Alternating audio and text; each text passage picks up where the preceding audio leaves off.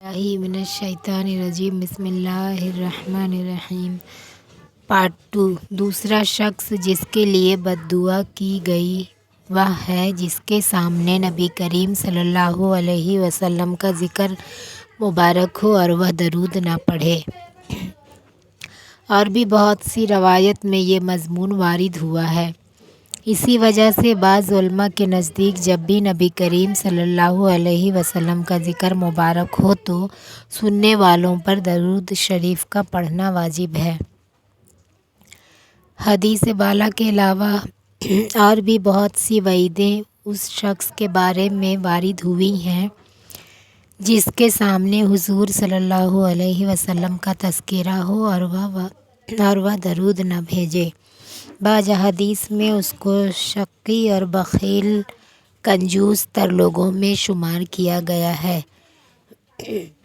نیز جفاکار اور جنت کا راستہ بھولنے والا، حتیٰ کہ جہنم میں داخل ہونے والا اور بددین تک فرمایا ہے۔ یہ بھی وارد ہوا ہے کہ وہ نبی کریم صلی اللہ علیہ وسلم کا چہرہ انور نہ دیکھے گا۔ محققین علماء نے ایسی روایت کی تاویل فرمائی ہو، مگر اس سے کون انکار کر سکتا ہے کہ درود شریف پڑھنے والے کے لیے آپ کے ظاہر ارشادات اس قدر سخت ہیں کہ ان کا تحمل دشوار ہے، اور کیوں نہ ہو کہ آپ صلی اللہ علیہ وسلم کے احسانات امت پر اس سے کہیں زیادہ ہیں کہ تحریر و تقریر ان کا احصار نہ کر سکے۔ اس کے علاوہ آپ صلی اللہ علیہ وسلم کے حقوق امت پر اس قدر زیادہ ہیں کہ ان کو دیکھتے ہوئے درود شریف نہ پڑھنے والوں کے حق میں ہر وعید اور تنبیہ بجا اور موزوں معلوم ہوتی ہے۔ خود درود شریف کے فضائل اس قدر ہیں کہ ان سے محرومی مستقل بد نصیبی ہے۔ اس سے بڑھ کر کیا فضیلت ہوگی کہ جو شخص نبی کریم صلی اللہ علیہ وسلم پر ایک مرتبہ درود بھیجے، حق تعالی جل شانہ اس پر 10 مرتبہ رحمت بھیجتے ہیں، نیز ملائکہ کا اس کے لیے دعا کرنا، گناہوں کا معاف ہونا، درجات کا بلند ہونا، احد پہاڑ کے برابر ثواب کا ملنا، شفاعت کا اس کے لیے واجب ہونا وغیرہ وغیرہ امور مزید اللہ جل شانہ کی رضا، اس کی رحمت، اس کے غصہ سے امان، قیامت کے ہول سے نجات، مرنے سے قبل جنت میں اپنے ٹھکانے کا دیکھ لینا وغیرہ بہت سے وعدے درود شریف کی خاص مقداروں پر مقرر فرمائے گئے ہیں۔ ان سب کے علاوہ درود شریف سے تنگی، معیشت اور فقر و فاقہ دور ہوتا ہے۔ اللہ اور اس کے رسول صلی اللہ علیہ وسلم کے دربار میں تقرب نصیب ہوتا ہے، دشمنوں پر مدد نصیب ہوتی ہے، اور قلب کی نفاق اور زنگ کی صفائی ہوتی ہے۔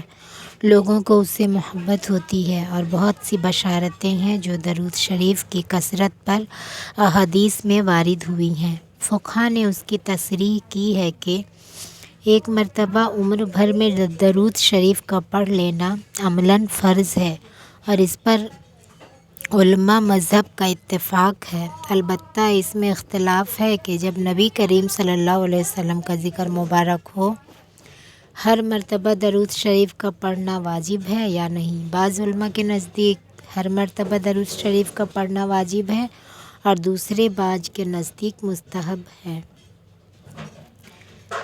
پارٹ 3۔ تیسرے وہ شخص کہ جس کے بوڑھے والدین میں سے دونوں یا ایک موجود ہوں اور وہ ان کی اس قدر خدمت نہ کرے کہ جس کی وجہ سے جنت کا مستحق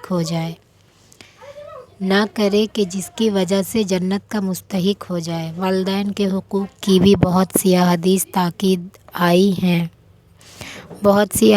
میں تاکید آئی ہے۔ علماء نے ان کے حقوق میں لکھا ہے کہ مباح امور میں ان کی اطاعت ضروری ہے، نیز یہ بھی لکھا ہے کہ ان کی بے ادبی نہ کرے، تکبر گھمنڈ سے پیش نہ آئے، اگرچہ وہ مشرک ہوں۔ اپنی آواز کو ان کی آواز سے اونچی نہ کرے، ان کا نام لے کر نہ پکارے، کسی کام میں ان سے پیش قدمی آگے آگے نہ کرے، امر بالمعروف اور نہی عن منکر میں نرمی کرے، اگر قبول نہ کریں تو سلوک کرتا رہے اور ہدایت کی دعا کرتا رہے، غرض ہر بات میں ان کا بہت احترام ملحوظ رکھے۔ ایک روایت میں آیا ہے کہ جنت کے دروازوں میں سے بہترین دروازہ باپ ہے، تیرا جی چاہے اس کی حفاظت کر یا اس کو ضائع کر دے۔ ایک صحابی رضی اللہ عنہ نے حضور صلی اللہ علیہ وسلم سے دریافت کیا کہ والدین کا کیا حق ہے؟ آپ صلی اللہ علیہ وسلم نے فرمایا، تیری جنت ہے یا جہنم، یعنی ان کی رضا جنت ہے اور ناراضگی جہنم ہے۔ ایک حدیث میں آیا ہے کہ متی بیٹے کی محبت اور شفقت سے ایک نگاہ والد کی طرف ایک مقبول حج کا ثواب رکھتی ہے، اور ایک حدیث میں ارشاد ہے کہ شرک کے سوا تمام گناہوں کو جس قدر دل چاہے اللہ معاف فرما دیتے ہیں، مگر والدین کی نافرمانی کا مرنے سے قبل دنیا میں بھی وبال پہنچتا ہے۔ ایک صحابی رضی اللہ عنہ نے عرض کیا کہ میں جہاد میں جانے کا ارادہ کرتا ہوں۔ حضور صلی اللہ علیہ وسلم نے دریافت فرمایا کہ تیری ماں بھی زندہ ہے؟ انہوں نے عرض کیا کہ ہاں۔ حضور صلی اللہ علیہ وسلم نے فرمایا کہ ان کی خدمت کر کہ ان کے قدموں کے نیچے تیرے لیے جنت ہے۔ ایک حدیث میں آیا ہے کہ اللہ کی رضا باپ کی رضا میں ہے اور اللہ کی ناراضگی باپ کی ناراضگی میں ہے، اور بھی بہت سے روایات میں اس کا اہتمام اور فضل وارد ہوا ہے۔ جو لوگ کسی غفلت سے اس میں کوتاہی کر چکے ہیں اور اب ان کے والدین موجود نہیں، شریعت مطہرہ میں ان کی تلافی بھی موجود ہے۔ ایک حدیث میں ارشاد ہے کہ جس کے والدین اس حالت میں مر گئے ہوں کہ وہ ان کی نافرمانی کرتا ہو تو ان کے لیے کثرت سے دعا و استغفار کرنے سے متی شمار ہو جاتا ہے۔ ایک دوسری حدیث میں وارد ہے کہ بہترین بھلائی باپ کے بعد اس کے ملنے والوں سے حسن سلوک ہے۔